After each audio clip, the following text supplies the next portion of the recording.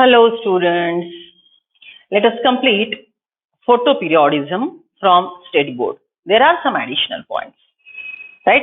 Last lecture we discussed that the stimulus of photoperiod is received by leaves. Leaves contain phytochromes, PFR, PR. Leaves contain phytochromes which are PFR, PR. Right? This name PFR, PR is indicating its sensitivity. जैसे photosynthesis में हमने P700 लिखा था. So this is a pigment which is sensitive to 700 nanometer light. Like that, when I am writing down PFR, then it is a phytochrome, P for phytochrome, which is sensitive to far red. It is sensitive to far red. So it is PFR, phytochrome of PFR type. It is sensitive to far red light. There is one more type of phytochrome which is called PR. Now obviously you can guess that PR is sensitive to red light. PFR is sensitive to far red light. PR is sensitive to red light. These are the phytochromes present in leaves. These phytochromes are interconvertible. These phytochromes are interconvertible. PFR is converted to PR when it is provided or when it is exposed to far red light. Okay, vice versa.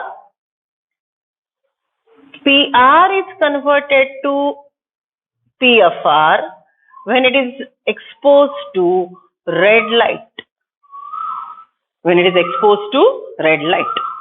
Okay, so these two are phytochromes which are proteinaceous chemical present in the leaves and sensitive to respective duration of day and night. And this balance of PFR and PR is essential for maintaining the florigine synthesis. It is essential, its balance is essential for synthesis of florigine which help in flowering. Then a florigine is a hypothetical hormone which is essential for conversion of vegetative shoot tip to reproductive shoot tip. Barabar? So PFR, PR are phytochromes. This FR is sensitive to far red, R is sensitive to red, and these are interconvertible. Okay, now see, there is one more procedure is that PFR is converted to PR, and that natural method is it should be exposed to long nights. It should be exposed to long nights. Means the stimulus of far red convert PFR immediately to PR, or naturally stimulus of long nights convert PFR to PR. Right? Okay. Now this is what is a physiological process which is leading to regulation of florigine. Okay, अब देखो, see, simple सी बात है, PFR का spelling बड़ा है 3 letter वाला, PR का spelling छोटा है 2 लेटर वाला. ओके, तो समझने में आसानी, what I will say, PFR का स्पेलिंग बड़ा है तो accumulation of PFR will initiate flowering. Accumulation of PFR initiate flowering in long day plants. LDP. LDP में अगर PFR accumulate होता है,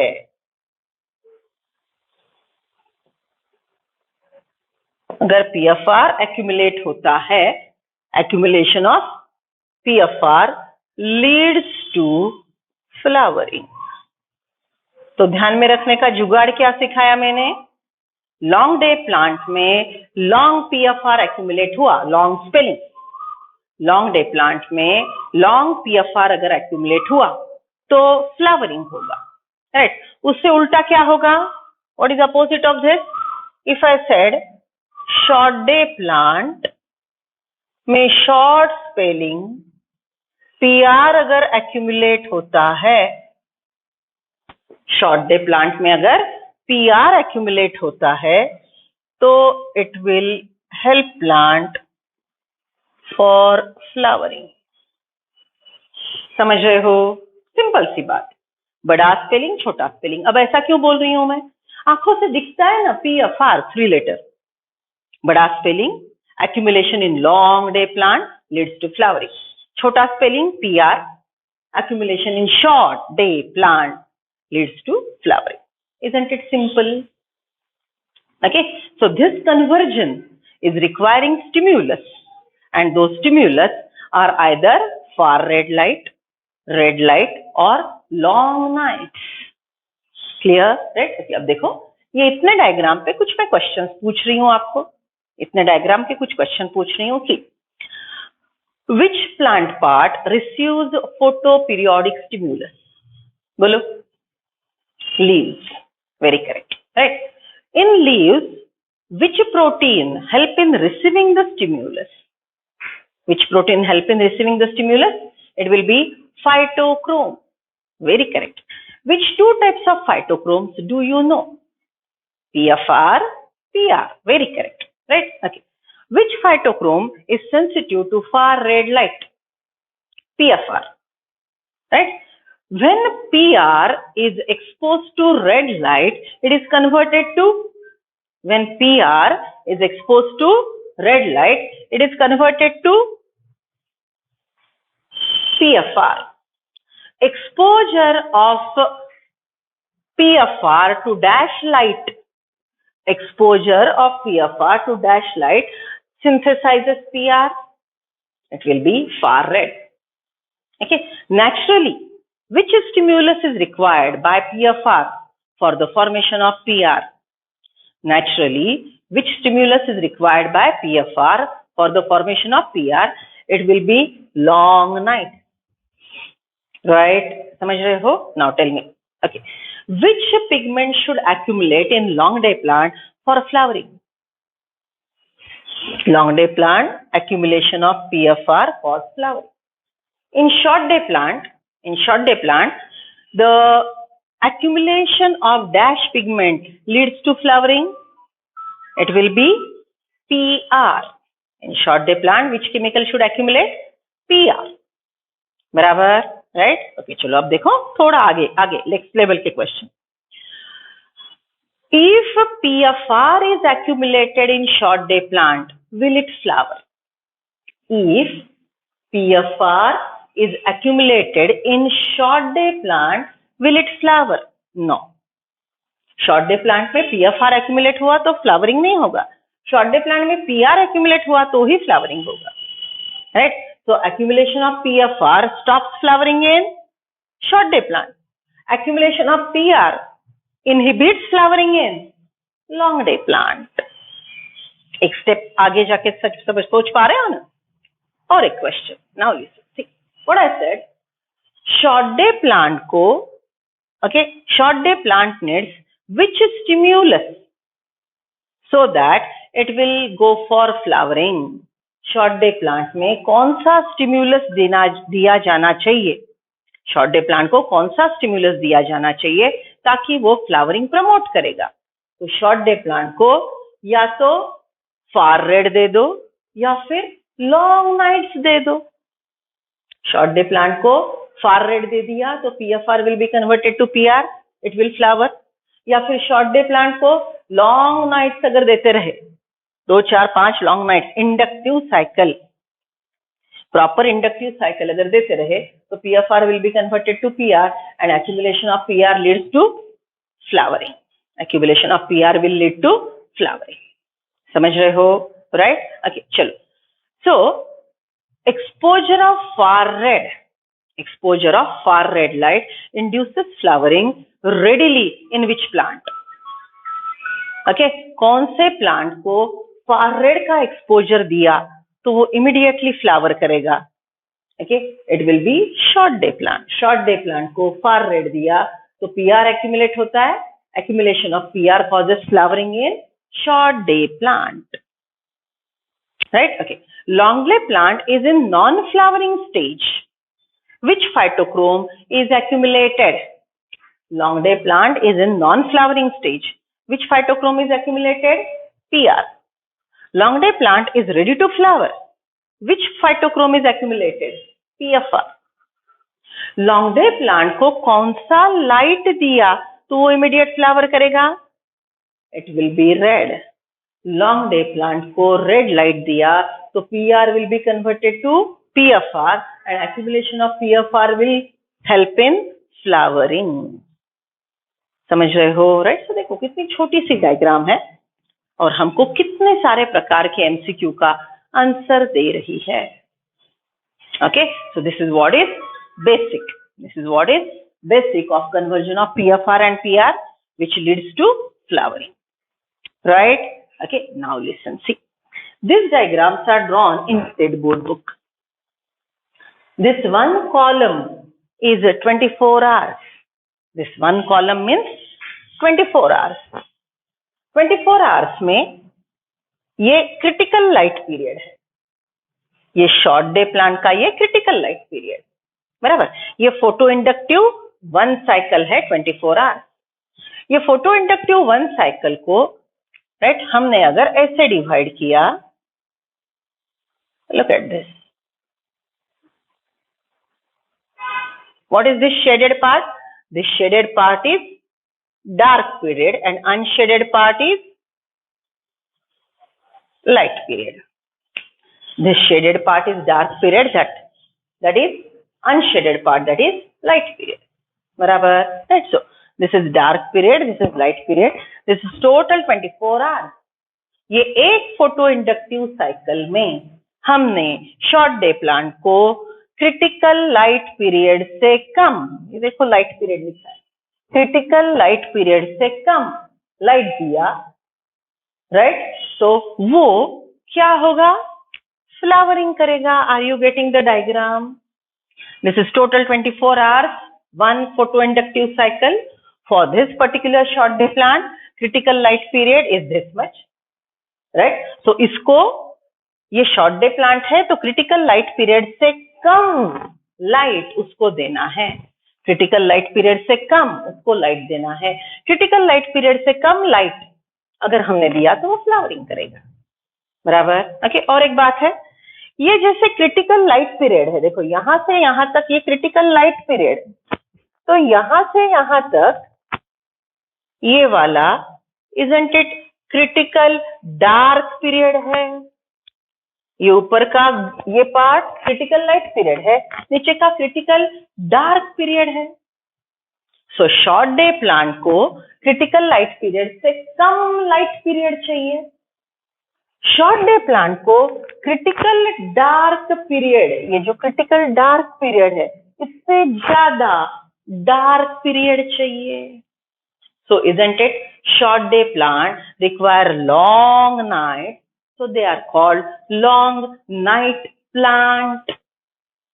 शब्द छल चल रहा है, बस अच्छे से सुनो, कोई ज्यादा दिमाग नहीं लगता. ओके, ये ऊपर का लाइट पीरियड, ये नीचे का dark period. Short day plant की डेफिनेशन है डार्क पीरियड उसको ज्यादा होना चाहिए और क्रिटिकल लाइट पीरियड से कम लाइट पीरियड होना चाहिए तो वो फ्लावर करेगा. Understood, right? So this is what is the ideal condition for flowering in short day plant. तो चलो अब अलग अलग कंडीशंस कंसिडर करते हैं. शॉर्ट डे प्लांट को अगर हमने क्रिटिकल लाइट पीरियड से, ये क्रिटिकल लाइट पीरियड की लाइन, इससे ज्यादा हमने लाइट पीरियड लिया, ये क्रिटिकल लाइट पीरियड से ज्यादा इतना एक्सेस लाइट पीरियड दिया तो ऑब्वियसली ये शॉर्ट डे प्लांट है इसलिए फ्लावरिंग नहीं करेगा. Are you getting me? So these are the simple calculations. Okay, now listen, see, if we relate this diagram with this diagram, if we relate this diagram with this diagram, we'll go for these calculations and I'm writing down the things. Okay, ये जो हमने यहाँ पे समझ के लिया हम यहाँ पे लिखेंगे. Okay, अब देखो ये शॉर्ट डे प्लांट है. शॉर्ट डे प्लांट को आपने एक फोटो इंडक्टिव साइकिल दे दी. शॉर्ट डे प्लांट को आपने एक फोटो इंडक्टिव साइकिल दे दी, बराबर. ये फोटो इंडक्टिव साइकिल पहली आपने जब दी तब ये ऑब्वियसली नॉन फ्लावरिंग स्टेज में था। शॉर्ट डे प्लांट अगर नॉन फ्लावरिंग स्टेज में है तो इसके पास राइट नाउ 100% accumulation PFR का है, that's why it is in non-flowering stage. Short day plant is non-flowering because in short day plant accumulation of PFR is 100%. देखिए अब ये जो मैं वैल्यूज दे रही हूँ, राइट, ये वैल्यूज जस्ट समझने के लिए मैं डाल रही हूँ। शॉर्ट डे प्लांट में अगर 100% PFR एक्यूमुलेटेड है तो वो फ्लावरिंग नहीं करेगा। ठीक है, चलो आपने ये आइडियल लेवल का एक फोटो इंडक्टिव साइकिल दिया, तो ये जो 100% PFR था वो थोड़ा, राइट, थोड़ा 30% PR में कन्वर्ट हुआ, राइट। आपने फिर से 2 फोटो इंडक्टिव साइकिल दे दिए, तो 3-4 फोटो इंडक्टिव साइकिल में PFR का टोटल कन्वर्जन PR में हो गया और प्लांट फ्लावर हो गया। Are you getting the thing? Because of right stimulus of photo inductive cycle, critical light period less than light period. Okay, short day plant को critical light period से कम light दिया, ऐसे 3-4 as per requirement photo inductive cycles दे दिए। वो photo inductive cycle का stimulus मिलने के बाद 100% PFR धीरे धीरे धीरे कन्वर्ट होके 100% PR में बदल गया। 100% PR जैसे ही बन गया, 100% PR जैसे ही बन गया तो शॉर्ट डे प्लांट ने फ्लावरिंग कर लिया। समझ रहे हो लॉजिक? बराबर, because PFR is converted to PR when exposed to long nights. We are relating this diagram with this diagram. समझ रहे हो? Next condition short day plant की है। शॉर्ट डे प्लांट को क्रिटिकल लाइट पीरियड से ज्यादा light दिया, इतना, राइट। तो हमने ये कंडीशन उसको अवेलेबल करा के नहीं दी, लॉन्ग नाइट्स नहीं दिए, तो ऑब्वियसली ये इनिशियली नॉन फ्लावरिंग कंडीशन में था, इसके पास PFR 100% था, ये ऐसे के ऐसे रहा, PR बना ही नहीं, तो इसने फ्लावरिंग किया नहीं। Getting the logic, right. चलो now come to next condition. See, short day plant है, शॉर्ट डे प्लांट को आपने बराबर क्रिटिकल लाइट पीरियड से कम लाइट दिया, सेम डायग्राम है देखो। बट व्हाट यू डिड, आपको ये पता था कि शॉर्ट डे प्लांट को लॉन्ग नाइट चाहिए, कंपैरेटिवली लॉन्गर नाइट चाहिए, तो आपने सोचा चलो इसका रात हम डिस्टर्ब करते हैं और देखते हैं कि इसके बिहेवियर में क्या चेंज होता है। तो आपने क्या किया, शॉर्ट डे प्लांट के रात को इसको यहाँ पे लाइट दे दिया। शॉर्ट डे प्लांट के रात को आपने डिस्टर्ब कर दिया, शॉर्ट डे प्लांट की रात आपने डिस्टर्ब की लाइट से। ठीक है, now listen this, when I said light means red light, question में लिखा है कि शॉर्ट डे प्लांट की रात हमने डिस्टर्ब की, ओके, तो सिर्फ लाइट लिखा है तो obviously red light. Short day plant के रात को अगर आपने डिस्टर्बेंस किया, ओके, तो ये प्लांट फ्लावर नहीं करेगा। समझ रहे हो, right? It is the really interesting phenomenon. Listen, see what I said, short day plant non flowering है, तो इसके पास अभी 100% PFR है। ठीक है, आपने एक फोटो इंडक्टिव लाइट दी इस प्रकार से, दूसरी फोटो इंडक्टिव साइकिल दी, तो प्लांट ये लॉन्ग नाइट सेंस कर रहा था, लेकिन आपने ओके बीच में ही रेड लाइट दे दिया, तो लॉन्ग नाइट की स्टिम्युलस की वजह से यहाँ पे जितना भी PR बना था, देखो आपने एक लॉन्ग नाइट का स्टिम्युलस दिया, थोड़ा PR बना, दूसरा लॉन्ग नाइट का स्टिम्युलस दिया, थोड़ा PR बना, और आपने एक रात को रेड लाइट लगा दिया, तो क्या हो गया, ये जो बना बनाया पीआर था, ये बना बनाया पीआर फिर से पीएफआर में कन्वर्ट हो गया, और जैसे ही ये पीएफआर में कन्वर्ट हो गया तो प्लांट ने फ्लावरिंग नहीं किया। ये थोड़ा समझने में दिक्कत जाएगी। शॉर्ट डे प्लांट की रात को हमने डिस्टर्ब करना नहीं है। क्यों? पीएफआर ग्रेजुअली पीआर में कन्वर्ट होता है जब लॉन्ग नाइट्स मिलते हैं, लेकिन रात को अगर आपने बीच में ही रेड लाइट दिया तो जो बना बनाया पीआर था वो रेड लाइट लेके फिर से पीएफआर कन्वर्ट होगा और प्लांट फ्लावरिंग नहीं करेगा। यू वर सरप्राइज्ड कि लॉन्ग डे, ये शॉर्ट डे प्लांट हमारे जैसे कैसे हो गया। देखो, you student, you behave like a short day plant. आपको रात भर अच्छे से सोने दिया तो शक्यता है कि आप दिन में पढ़ाई करोगे। अगर रात को आपको पढ़ाई करने के लिए जगाया तो आप यहाँ तो डुलकियां लेंगे, लेकिन रात को डिस्टर्ब किया इसलिए दिन में भी आप सुस्त रहेंगे, पढ़ाई नहीं करेंगे, तो आपका परफॉर्मेंस पुअर रहेगा, फ्लावरिंग तो बिल्कुल ही ना होगा। Isn't it? Short day plants are like you. लंबी अनडिस्टर्ब्ड रात चाहिए तो दिन में काम हो सकता है, राइट? ठीक है, तो मैंने और पेरेंट्स ने सोचा बड़े बदमाश है ये शॉर्ट डे प्लांट आपके जैसे, तो अब क्या किया जाए? ठीक है, तो सेम थिंग, जैसे ये डेटा शॉर्ट डे प्लांट है, रात भर अच्छे से सोने की इच्छा रखता है। ओके, अब हमने इसको रात को जगाया, लेकिन रात को हमने इसको फार रेड लाइट से जगाया।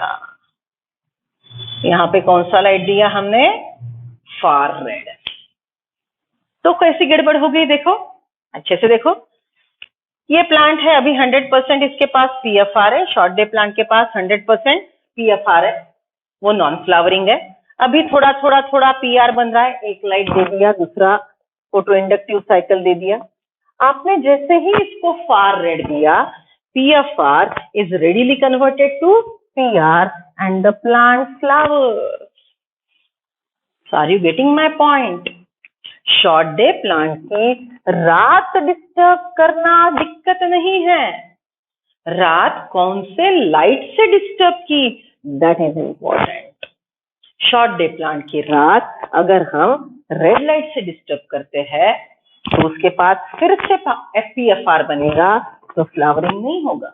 लेकिन शॉर्ट डे प्लांट की अगर हम रात फार रेड से डिस्टर्ब करते हैं तो वो इमीडिएटली फ्लावर करेगा। ये ऐसी बात हो गई। ठीक है, अब थोड़ा सा एग्जांपल भी ले लो। ये शॉर्ट डे प्लांट स्टूडेंट जैसा, मम्मी पापा ने रात को उठाया, रेड लाइट मतलब चलो उठ पढ़ाई कर, रेड लाइट मतलब चलो उठ पढ़ाई कर। आप बड़े सुस्त, आपने डुलकियां ली, दूसरे दिन भी परफॉर्मेंस अच्छा नहीं दिया, हम परेशान हो गए। मम्मी पापा ने, मैंने स्ट्रेटेजी बनाई, दूसरे दिन आपको रात को जगाया, उठ मूवी देखने जाते हैं, फार रेड लाइट, झट से तैयार, कोई डुलकी नहीं, कोई सुस्तापन नहीं, राइट? झट से उठ गए, तैयार हो गए, मूवी भी देख के आए।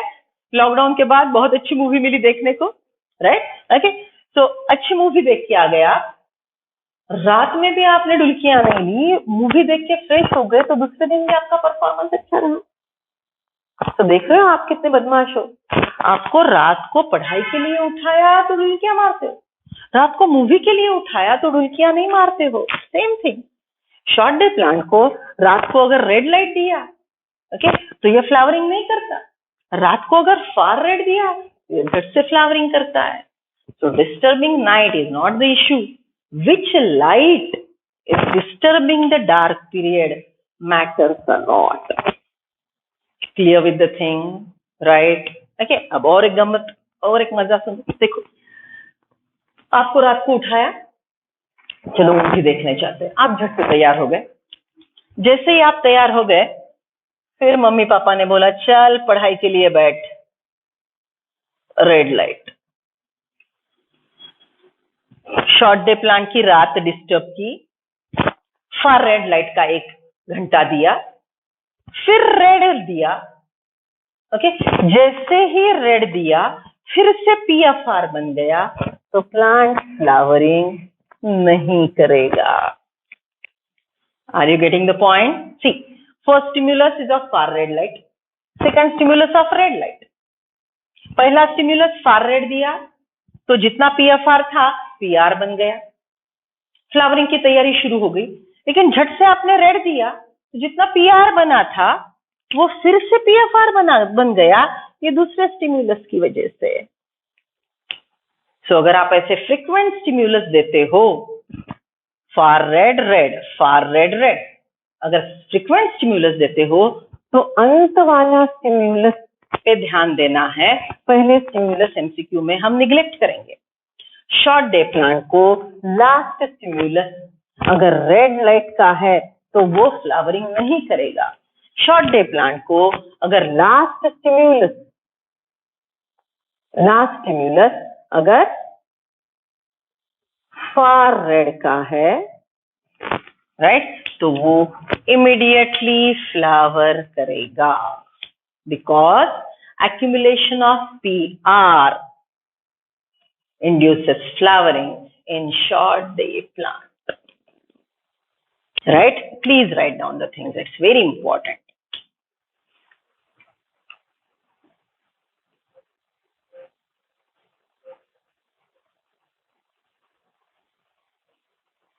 Done? Right? Please pause. Write down the things. Okay, चलो अब यही डायग्राम को शॉर्ट डे प्लांट बनाते हैं। See I am making it more simple, state board में दिया है उतना ही सीखेंगे, रिवीजन में और ज्यादा होगा, don't worry, right. So now this is a long day plant, तो ऑब्वियसली कंडीशंस बदल जाएंगे। This is a long day plant, बराबर। अब देखो लॉन्ग डे प्लांट है, फोटो इंडक्टिव साइकिल है 24 आवर्स का। लॉन्ग डे प्लांट है, फोटो इंडक्टिव साइकिल्स है 24 आवर्स का। ओके, ये क्रिटिकल लाइट पीरियड है, ग्रीन लाइन। सो अब देखो लॉन्ग डे प्लांट में अगर अभी फ्लावरिंग नहीं है तो उसके पास क्या है, PR 100%। शॉर्ट डे प्लांट अगर अभी नॉन फ्लावरिंग है, शॉर्ट डे प्लांट में, wait a second,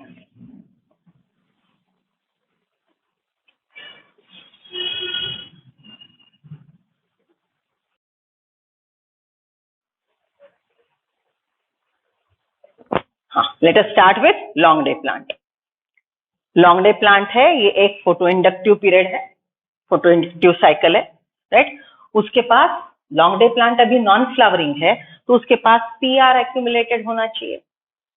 long day plant अगर नॉन फ्लावरिंग है तो उसके पास PR एक्यूमुलेट होना चाहिए।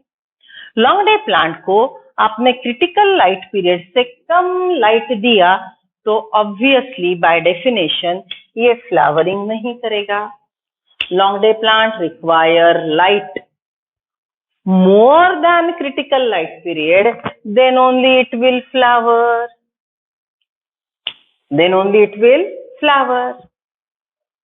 बराबर, ओके। चलो, तो ये दो कॉलम समझ में आ गए। इसका एक्सप्लेनेशन क्या है, long day plant non flowering है, उसके पास 100% PR है। जैसे ही आप उसको लॉन्ग डेज देने लगेंगे तो PR ग्रेजुअली PFR में कन्वर्ट होगा और फ्लावरिंग लॉन्ग डे प्लांट में हो जाएगा। Okay, this much is important for you, right. Page number 143, state board page number 143 में उन्होंने long day plant, short day plant की इस प्रकार के डायग्राम्स दिए हैं, बराबर। और वहां पे उन्होंने बताया है कि शॉर्ट डे प्लांट को अगर हमने डार्क उसका डिस्टर्ब किया तो फ्लावरिंग नहीं करेगा, लेकिन लॉन्ग डे प्लांट की रात अगर हम डिस्टर्ब करते हैं, राइट, लॉन्ग डे प्लांट की रात अगर हम डिस्टर्ब करते हैं तो वो कंडीशन में उसको कोई फर्क नहीं पड़ता, it will go for flowering, right. Okay, so this is what is state board, as I wrote it is state board. Okay, ये अच्छे से लिखें। ठीक है, come to the next point, that is vernalization. See, vernalization is one more stimulus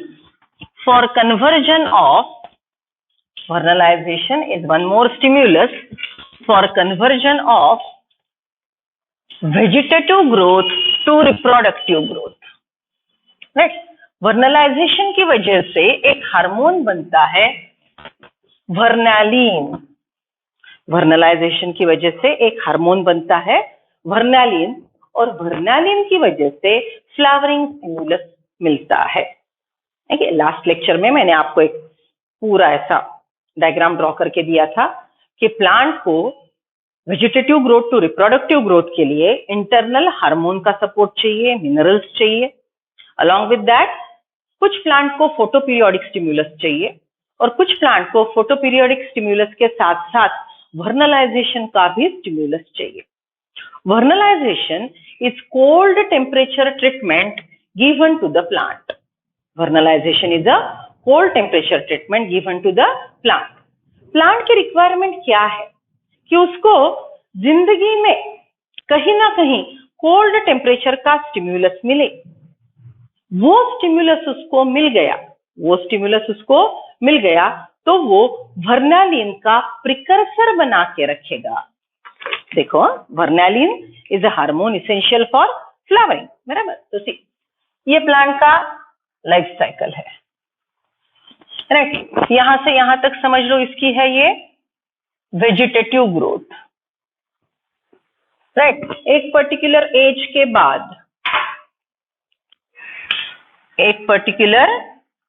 के बाद, जो species to species बदलती है, एक हार्मोनल स्टिमुलस मिलेगा और फिर रिप्रोडक्टिव ग्रोथ शुरू हो जाएगी। रिप्रोडक्टिव ग्रोथ के लिए, फ्लावर बड बनाने के लिए अभी हमने सीखा कि फोटोपीरियोडिक स्टिमुलस जरूरी है। वैसे अभी मैं बोल रही हूं कि और एक स्टिमुलस की जरूरत है, that is cold temperature, right. अब ये कोल्ड टेम्परेचर रिप्रोडक्टिव ग्रोथ के वक्त दीजिए या फिर जर्मिनेटिंग सीड को दे दीजिए। कोल्ड टेम्परेचर ट्रीटमेंट या तो रिप्रोडक्टिव ग्रोथ बताने वाले प्लांट को, राइट, अभी वो रिप्रोडक्शन के लिए तैयारी कर रहा है तो यहाँ पे दे दीजिए, यहाँ पे दे दीजिए। तो मैंने क्या बोला, टोटल प्लांट के लाइफ में उसको कहीं ना कहीं ठंड बजना जरूरी है। ठंड बजने से क्या फायदा है? ठंड बज गई यहाँ पे या यहाँ पे, राइट, तो वो कंडीशन में what will happen, I write down X chemical, right, और I write down precursor of vernalin is synthesized. एक एक्स केमिकल है, ये एक्स केमिकल को अगर हमने कोल्ड टेम्परेचर स्टिमुलस दिया, आइदर जर्मिनेटिंग सीड को दिया या फिर ग्रोइंग प्लांट को दिया, व्हाटएवर, तो उसकी वजह से ये एक्स केमिकल कन्वर्ट हो जाएगा प्रिकर्सर ऑफ वर्नैलिन, और ये प्रिकर्सर ऑफ वर्नैलिन प्लांट अपने पास बना के रखेगा। जब ये ग्रो हो जाएगा तो ये वर्नैलिन का प्रिकर्सर वर्नैलिन में कन्वर्ट होगा और प्लांट फ्लावर करेगा, बराबर। अब आपके दिमाग में आ रहा होगा कि अगर प्लांट को ये कोल्ड टेम्परेचर ट्रीटमेंट नहीं दिया तो ये एक्स केमिकल वर्नैलिन का प्रिकर्सर नहीं बनेगा। अगर ये नहीं बना तो वर्नैलिन नहीं बनेगा, वर्नैलिन नहीं बना तो प्लांट फ्लावर ही नहीं करेगा। समझ रहे हो, right? So on this basis there are two wheat varieties, winter wheat and spring wheat. Winter wheat and spring wheat. What is winter wheat? हम रब्बी खरीफ बोलते हैं ना, उस प्रकार से। Winter wheat is sown in winter. आपने विंटर व्हीट को अगर विंटर में सो किया तो उसको झट से ठंड बचती है, बराबर। आपने विंटर नहीं सो किया, सीड सो हो गए, उसमें पानी आ गया, हाइड्रेशन हो गया, एंजाइमेटिक रिएक्शन शुरू हो गई, जर्मिनेटिंग सीड को ठंड बज गई, उसने वर्नैलिन का प्रिकर्सर बना के रख दिया, राइट। फिर दिसंबर, जनवरी, फरवरी प्लांट वेजिटेटिव ग्रोथ कर रहा है, उसके पास वर्नैलिन का प्रिकर्सर बना बनाया है। जैसे ही जनवरी के बाद डे लेंथ बढ़ जाएगी, व्हीट के प्लांट को फोटोपीरियोडिक स्टिम्युलस मिल जाएगा, राइट। फिर वो फ्लोरजिन भी बनाएगा और वर्नैलिन का प्रिकर्सर वर्नैलिन में कन्वर्ट होगा।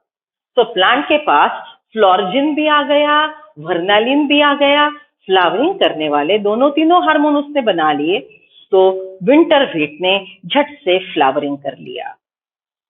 समझ रहे हो, right. So winter wheat is sown in winter and it requires cooled temperature treatment for flowering. समझ लो आपने विंटर व्हीट को फरवरी में सो किया, तो फरवरी में ठंड खत्म हो चुकी है, उसको ठंड नहीं बची। देखो आपने फरवरी में सीड सो की, प्लांट ग्रो हो रहा है, सीड जर्मिनेट हो गई, प्लांट ग्रो हो रहा है, लेकिन अब समर हो रहा है शुरू, ओके, तो उसको ठंड नहीं बची, तो वो वेजिटेटिवली ग्रो कर रहा है, नेक्स्ट दिसंबर तक वो वेजिटेटिव ग्रोथ करेगा। नेक्स्ट दिसंबर में जब उसको ठंड बजेगी, तब जाके वो वर्नैलिन का प्रिकर्सर बनाएगा और फिर वो फ्लावरिंग करेगा। इजंट इट, प्लांट की लाइफ साइकिल बड़ी हो गई, बराबर। सो vernalization is a chilling temperature treatment which is required by a plant so as to convert vegetative growth to reproductive growth.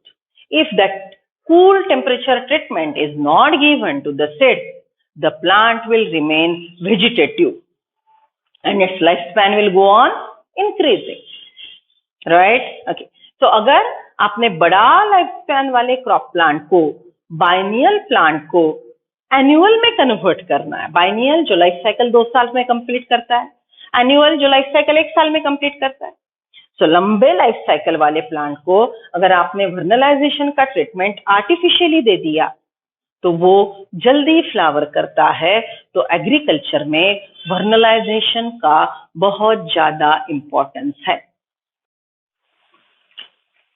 चलो बच्चों, ड्रॉ कर ली डायग्राम, ड्रॉ कर ली।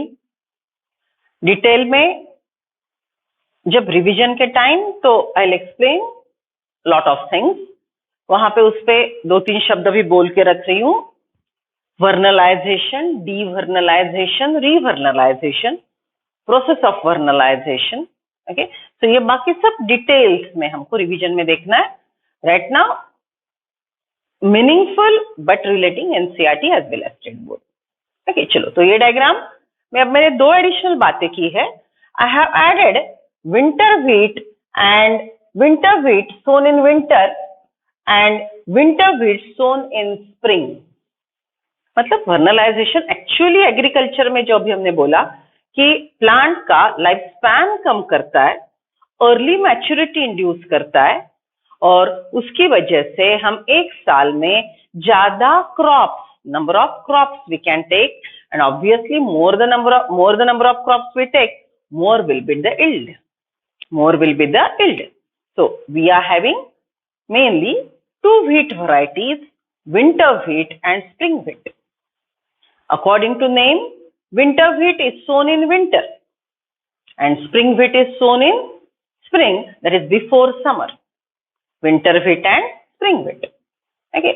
अब wheat को वर्नलाइजेशन की ट्रीटमेंट जरूरी है, तभी वो जाके फ्लावरिंग करेगा तो पॉलिनेशन, फर्टिलाइजेशन होके हमको व्हीट के ग्रेन्स मिलेंगे जो हमारा फूड है, right. Okay, so here again we deal with 2 varieties of crop plant, annual, biennial and few fruit plants are even perennial। इसमें सीजनल रहेंगे, कुछ हमेशा yield देते रहेंगे। So depending on the type of the plant and the type of the yield, we manipulate it in a different way। Agriculture में hormone use करके कैसे manipulation करना है वो हमने देख लिया। वैसे यहाँ पे भी ये जो वर्नलाइजेशन का स्टिम्युलस है, कोल्ड टेम्परेचर ट्रीटमेंट, अगर ये प्लांट को नहीं मिल रहा है और हमने प्लांट को जिबरलिन दे दिया तो वर्नलाइजेशन का सब्स्टिट्यूट जिबरलिन है, right. So we are dealing with manipulations in agriculture so that we get more yield. Okay, चलो अब देखो, ये टोटल लाइफ स्पैन है प्लांट का। You took winter wheat, winter wheat के सीड्स आपने विंटर में सो किए। Vegetative growth after particular period depending on the type of the species, age will regulate, switch over vegetative growth to reproductive growth. But it's not only age, it's not only internal hormones, there are some other factors like minerals, photoperiod, vernalization. बराबर। तो winter wheat को winter में sow किया, winter wheat को winter में सो करने के बाद winter cold temperature treatment obviously उसको दे देता है, क्योंकि आपने उसको विंटर में स्टोर किया।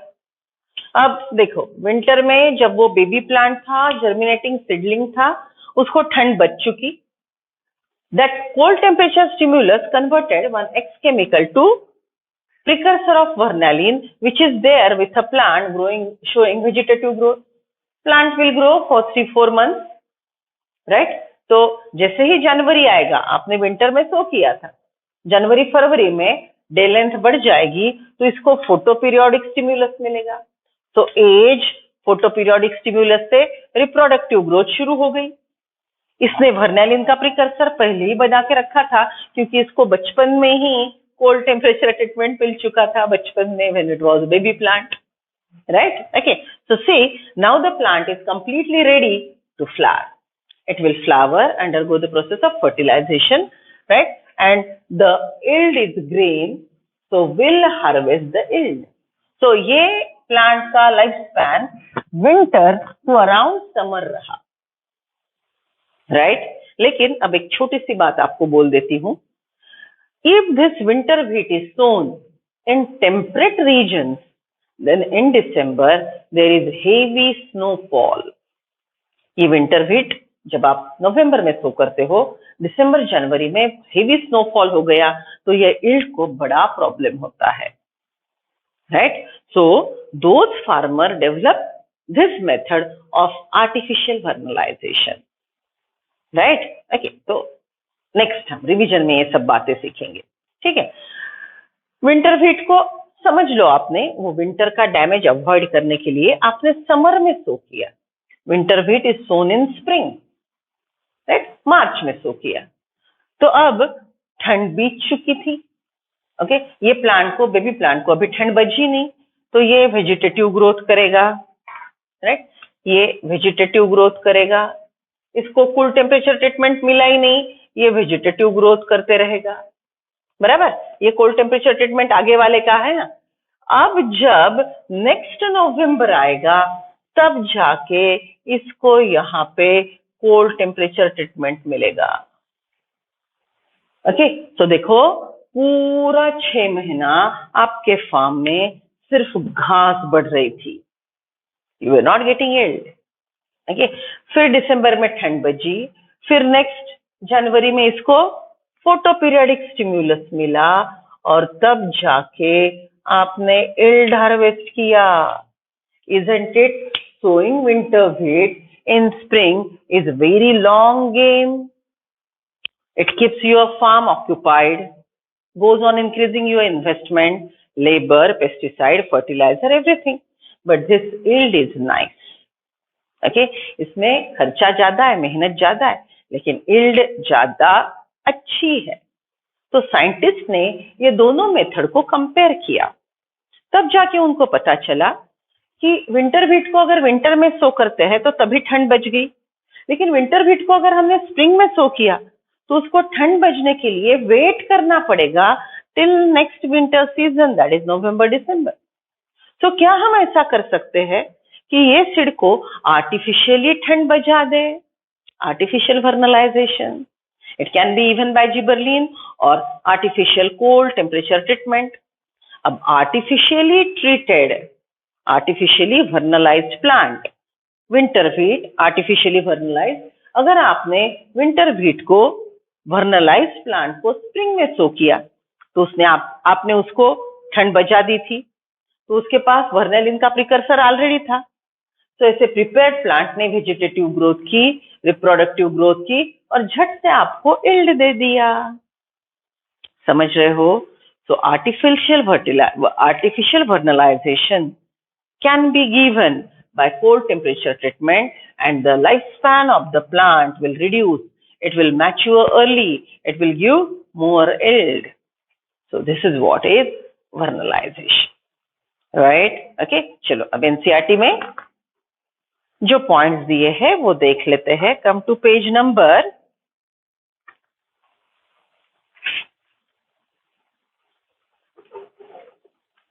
252। ओके, देखो छोटी छोटी बातें हैं, ये डायग्राम पूरा एक्सप्लेन करेगा लेकिन आपको रिलेट करना पड़ेगा। See, vernalization again are of two types, qualitative and quantitative. Right? Qualitative मतलब वो क्वालिटी बदलने के लिए वर्नलाइजेशन जरूरी होता है या फिर क्वांटिटी बदलने के लिए वर्नलाइजेशन जरूरी होता है। Okay, this details will be there in revision part.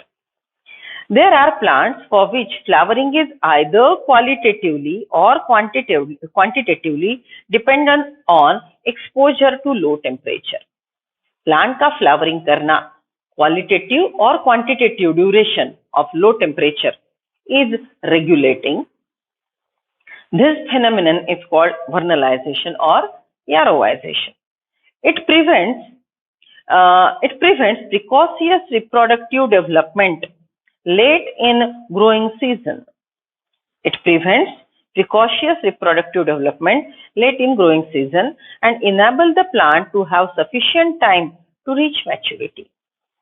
Vernalization की वजह से जल्दी जर्मिनेट होना अवॉइड होता है जब तक ठंड नहीं बचती। ओके, ठंड बजने के बाद ही प्लांट कैपेबल होता है रिप्रोडक्टिव ग्रोथ के लिए। Vernalization refers specially to promoting flowering by period of low temperature treatment. ठंड बजाना, लो टेम्परेचर ट्रीटमेंट देना, ओके, वो अंत में फ्लावरिंग बढ़ाता है। अब देखो, वर्नलाइजेशन का स्टिम्युलस अगर न्यूबॉर्न बेबी प्लांट को मिलता है तो it is germinating seed who is receiving stimulus. Right? अगर ये कंडीशन कंसिडर करते हैं, विंटर हीट को हमने स्प्रिंग में सो किया तो इसको तो बेबी प्लांट को ठंड ही नहीं बची, तो यहाँ पे जब ठंड मिलती है तो which plant organ receives the stimulus? It will be apices. ये पॉइंट लिख लो सब लोग, star point. Stimulus of vernalization is received by apices. Broad answer, is received by apices. अब पिन पॉइंट लिखो। If winter wheat sown in winter, the stimulus is received by germinating seed.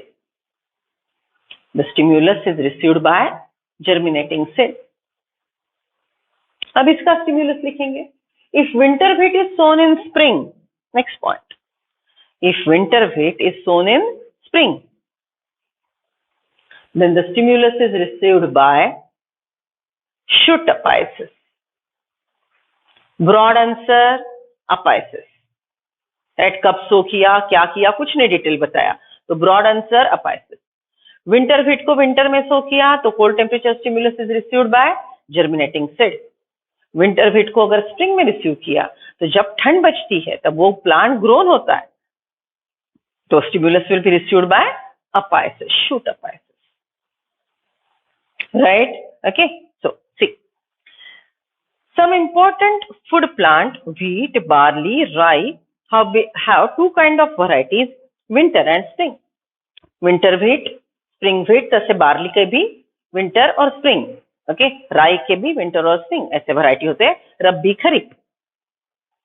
The spring variety are normally planted in spring and come to flower and produce grain before end of the growing season. Winter varieties, however, if planted in spring, would normally fail to flower or produce mature grain within the span of a flowering season. Winter wheat को अगर हमने spring में sow किया तो same season में वो flower नहीं करता, नेक्स्ट सीजन में एक्सीड करता है और ठंड बजने के बाद ही फ्लावरिंग करता है। This is observation by the scientist. Hence, they have planted in autumn, they germinate and over winter come out as small seedlings, resume growth in spring and are harvested usually around midsummer. ये पूरा plan अगर ऐसा होता है तो आप next mid summer में उसको हार्वेस्ट करोगे. Another example, isn't it? Prolonged period, so vernalization is needed. Another example of vernalization is seen in biennial plants. Biennials are monocarpic plants. They normally flower and die in second season. Biennial plant has a lifespan of 2 years. Throughout the lifespan, they are monocarpic, means flower only once. Right? Flower करते हैं, reproduction करते हैं और plant फिर मर जाता है. Flower and die in the next second season. Sugar beet, cabbage, carrot are some of the common biennials. Subjecting the growing of biennial plant to cold temperature treatment stimulate a subsequent photoperiodic flowering response. अगर ऐसे biennial plant को आपको 1 साल में flowering करना है तो उसको आप वर्नलाइजेशन का आर्टिफिशियल ट्रीटमेंट दे सकते हैं या फिर उसका सोइंग टाइम एडजस्ट करके आप कम पीरियड में ज्यादा इल्ड ले सकते हैं. Okay, so in this entire lesson we talk about how the plant grow. देखो थोड़ा रिव्यू ले लो चैप्टर का. ओके, हमने प्लांट की ग्रोथ देखी, लिविंग ऑर्गेनिज्म की ग्रोथ देखी, प्लांट की डिटर्मिनेट ग्रोथ देखी, right? Differentiation, dedifferentiation, redifferentiation. Meristem से ये प्रोसेस होके प्लांट के अलग अलग टिश्यू बनेंगे, राइट? फिर absolute growth, relative growth, geometric growth, arithmetic growth. Plant में अलग अलग प्रकार के जो ग्रोथ होंगे वो हमने सीखे. अब ये ग्रोथ को रेगुलेट करने वाले पीजीआर, कुछ ग्रोथ प्रमोटर है, कुछ ग्रोथ रिटार्डर है, उनका कॉम्बिनेशन है. ये पूरा डिटेल में हमने सीख लिया, राइट? फिर हमारा एग्रीकल्चर जो मेनली एंजियोस्पर्म पे डिपेंडेंट है, वो एंजियोस्पर्म का फ्लावरिंग सीजन कौन से फैक्टर रेगुलेट करता है उसके बारे में हमने सीखा. So in the life cycle of angiosperm, plant का एज, राइट? क्या प्लांट को फोटो पीरियड चाहिए, क्या प्लांट को वर्नलाइजेशन चाहिए, और प्लांट को कौन से हार्मोन चाहिए ताकि वो जल्दी फ्लावर हो, ये हमने पूरा अच्छे से जान लिया, राइट? और अगर नेचर में वो पर्टिकुलर स्टिमुलस अवेलेबल नहीं है तो हमने उसको सब्स्टिट्यूट करने के लिए पीजीआर की जो पढ़ाई की थी उन्होंने हमको हेल्प की. सो वर्नलाइजेशन दे दो या फिर जिबरलिन स्प्रे कर दो, बराबर, right? So this is how in total plant growth we discussed the life cycle of angiosperm, effect of different PGR, effect of different climatic conditions on the plant growth, and then we talk about main part of our life, that is how agriculture can be manipulated by using this concepts of biology and we obtain more yield. ये पूरी पढ़ाई हमने की, इसीलिए तो green revolution में हम successful हो पाए. और ग्रीन रेवोल्यूशन हुआ इसलिए हम सब लोगों को अभी खाने के लिए फूड अवेलेबल है, दो the population has increased in multiples. So humans civilized stable life is completely dependent on agriculture because variety of resources are obtained from agriculture, and this chapter gives you idea about manipulations of plant growth, right? So it is very applied and important in agriculture.